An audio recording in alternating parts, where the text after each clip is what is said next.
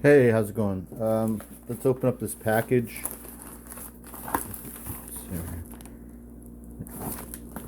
You're welcome. Let's see. Guess we'll go like this. So, I know what this is, and we're gonna open it up. And I've got some stuff on the table to see how it fits in, because what this is,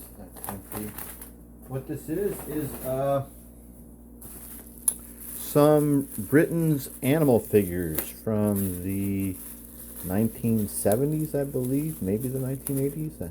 We'll see when we get them out and look at them. But I'm always looking. These are some of the best animal figures. I had some of these when I was a kid. When I was a kid, I would buy these figures, as I mentioned before. The Britain's Limited stuff, similar to Corgi and Dinky toys, in that they were imports from England, and they were what I describe as delicacies. So these would be behind the glass in a glass case, and you would have to ask for help from an employee to get these animals, or one of them, because they were sold singly. One, sold alone. One, and one. What am I trying to say? One each, I guess. I don't know. Anyway, so I don't know what the prices were like back in the old days, but it seems like they were, the price point was more expensive than normal toys. So I'm always looking for this stuff. Now, when I was a little kid, I had some of these figures that we're going to look at. What's missing is my favorite one of these figures was the crocodile with the moving jaw that had a spring in it, right? So let's just grab ones that I recognize immediately off the bat that I used to have. So I would pick these out when we would go to the toy store or the hobby store. These all need to be washed, obviously, before I mix them in with my collection and do what I do, bag them and put them in the place where they belong. So this is an incredible lion figure. So I used to have this when I was a kid. So I would pick these out of the glass case, one every visit or so, whatever. When I was buying toys as a kid, or my mom was buying them for me. But in my head, I always imagined that one day I would be able to make a zoo. Like, my brother had a train board, and my brother made miniature houses for his train board out of balsa wood.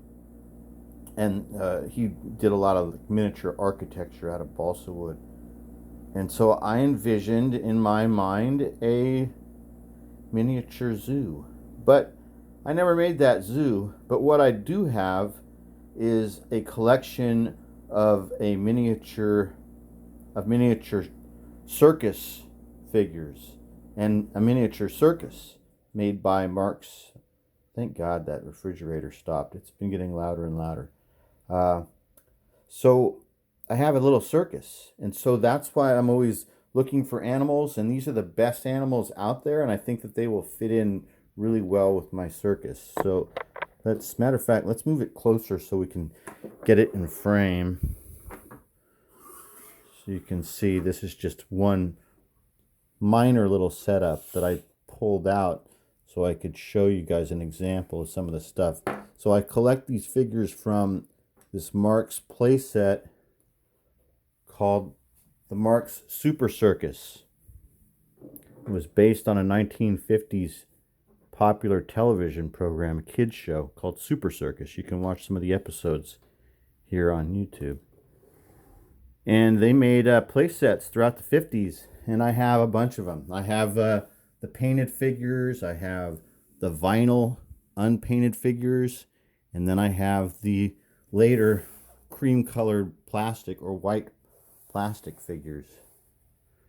Now, Corgi, over the years, made some really great die-cast circus vehicles, and then that little circus truck over there with the clowns and the clown in it and the monkeys on it, that's a Dinky. Sorry about that, Bongo. There we go. So I think that these figures are going to fit perfectly. That lion is great. Next up is a polar bear. Also had this exact polar bear in about 1970, 1972, 1973.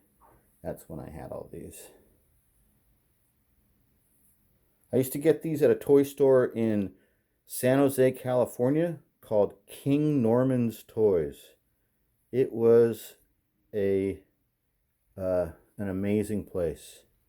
So I mean, you could probably look it up on the internet because it was big. So this was like I don't even know that there was there must have been a Toys R Us in our area at the time. Anyway, King Norman's was much bigger and more popular than Toys R Us in 1970 in San Jose, California. So King Norman's was this giant, expansive toy store. And when I was a kid, when I would go there, I would, go off on my own, picking out what I would, take back to my mom to see if she would buy for me. But I always had this fantasy in my head about hiding in the toy store. Like hiding between the aisles behind the big box toys and barricading myself in there. I've never had this tortoise or this turtle. It is amazing. What a great figure. So I would imagine myself hiding in there and waiting for everyone to leave so that I could come out after that and play with everything and hide away and live in the toy store. These are amazing figures, aren't they? Really nice camel. Saving that elephant for last. I used to have this kangaroo. This is a really nice kangaroo that I used to own, and it's really cool to have it back again.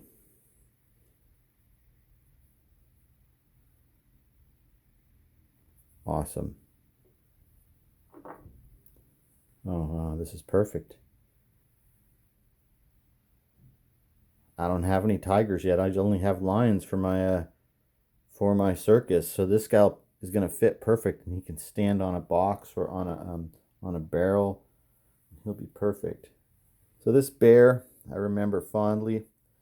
I kept this bear for a long time. I don't know what happened to all of these. They were probably all sold in a garage sale, or they were given away. My mom gave them to my younger cousins or something. I don't know. Either way, whatever the situation was at the time, I did not care. So I didn't care about my toys as a young adult or as a teenager, and I gave them away to my cousins or just gave them to my mom when she would come through saying that she was going to have a yard sale or garage sale, or she's rummaging for stuff to take to the church or something like that. And I would just completely part with it, no problem. But now I miss a lot of it, and so I'm buying it back, as you know by now if you've been watching this program or this channel. I buy old toys. I've never seen this guy before. To rekindle old memories. To almost in a way relive my childhood. Oops, sorry about that. Push me, pull you. All right, we're down to 2 animals, and they're these big ones that I never owned as a kid. Look at the size of this awesome hippo.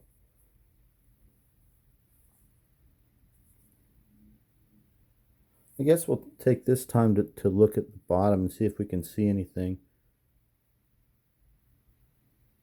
Looks like it says Britain's Limited. And my vision is really poor, you guys. All I can see is it says Britain's Limited, England. So this is the real Magilla. Look at the size of this guy. This guy definitely does not fit in scale with my Mark's Super Circus.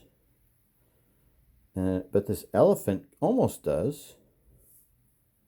So this elephant is got broken tusks. I saw that, but it's not a problem. I can fix that easily. That's another one of those things that when I see it, makes me underpay and underbid. And sometimes people are really willing to get rid of stuff when they don't even care what they have. They just want to get rid of it. And that's kind of the stuff that I look for, which was what I found in this lot. This was very inexpensive, and these are really awesome, high-quality British imports from the 1970s or early 1980s. I haven't looked yet completely. Boy, this elephant's awesome. So we can fix those tusks.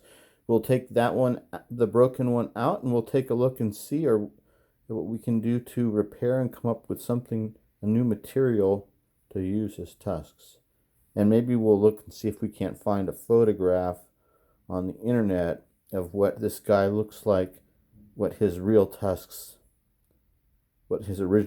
look like that he came with, and we'll try and emulate those out of some leftover scrap plastic. So I hope you enjoyed this video looking at this lot of Britain's limited zoo or circus animals, or safari animals, whatever you want to call them, that I just picked up.